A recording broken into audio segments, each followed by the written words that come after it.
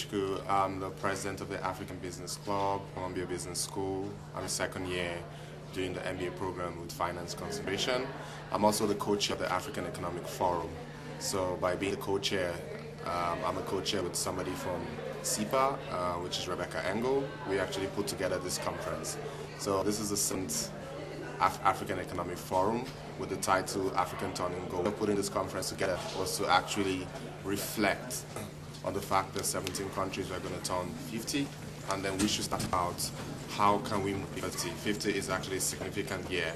So we want 50 years. We have actually contributed our bits in actually moving Africa to the next level. So I'm going to greet you in the African way, and I'm going to say, Auntie, thank you for coming. A couple of things that we want to talk about. I mean, we had a very empowering study about Africa's turning golden. Just really quickly, can you just talk to people about the significance of, Africa's progress at a point like this? Right. Africa turning golden is, of course, in recognition of the fact that 17 African countries will be celebrating 50 years of independence.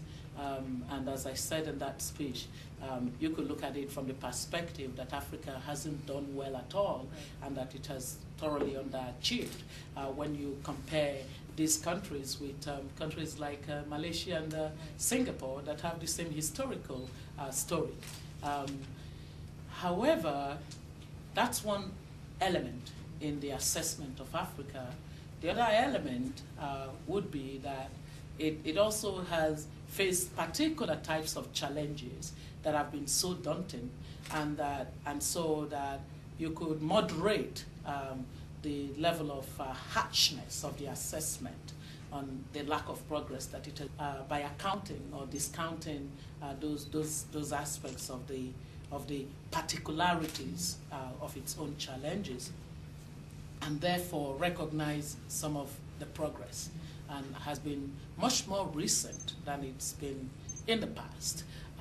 The past for Africa of many conflicts, upheavals, and militarization, and poor governance, lack of transparencies, corruption, systemic corruption, and the lack of accountability and transparency. But in recent, and then poor economic policy choices that led to a trap of poverty. But in recent times, in the last decade, at least until the financial crisis became a crisis and then to impact Africa, Africa began to grow as a continent on an average level of 5.7% on a sustained basis, coming from low base of some 2 to 3% of growth, or sometimes negative 2% or 1% of growth. That was really something to begin to talk about. That growth level meant that it was on the right track toward the 7%, and hopefully at some point double-digit growth that would lead to deceleration in the levels of poverty. So you've got that.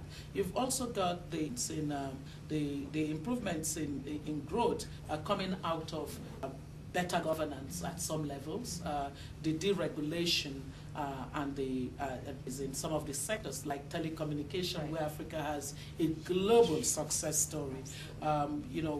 The sectors like health and education, where it's getting some reasonable outcomes in terms of the access to education. The primary school enrollment has increased in some of the countries like Burkina Faso and Tanzania, actually attaining the 100% universalization of access to education, or in health, access to maternal health, or the level of the kind of decline in the rate of child mortality levels that used to happen. In countries in the past, you had as much as 300 deaths for every 1,000 children born. And now you're seeing some of the countries reduce this to margins of 97 deaths to every 1,000 born. So those kinds of progress needed to be recognized. So that in itself captures the paradox of Africa. the paradox of Africa is a continent that has incredible opportunities, but somehow has not managed to opportunities to realizable governance outcomes in terms of improvement in the standard of living of its citizens. Let's talk about the role of the African diaspora in this. Like I said to you earlier, I was away for about 20 years, went to Colombia, and about 3 months ago, packed my bags and went back. And one thing that I have noticed is that my friends here, you know, immediately while writing, can you write us, how's it going? Can you find me a job? You know, where do I live? What do I do? What do you think that either the governments can do, or, you know, the embassies here to enable the process be easier? Because a lot of times there's that disconnect where you don't know where to start. Before I left, you know, you hear all the stories of corruption, you're not going to get paid, you're going to get killed, safety, and those are things, right? So how can we start to mobilize that? And just to piggyback on that, you mentioned a number, $25 billion, that's from here to the Africa. How do we now put structures in place to make Africans know that, you know, there are ways that they can invest, and those investments can be secure? Right. You know, the diaspora agenda is a very important agenda. The African Union actually made the Africans in the diaspora, it has tagged them its 6th region. Wow. It is basically bringing to the fore of its agenda the importance of focusing public on this community of people. And so it goes the issues of having politically upgraded this as a regional agenda. What then do you do at translate this to real action? Because that's the kind of thing you're laying your finger on. We at the bank have made this an important agenda too. And so we have a diaspora program. Right now, I think we do have some 20 countries that we're working with government to have diaspora policy.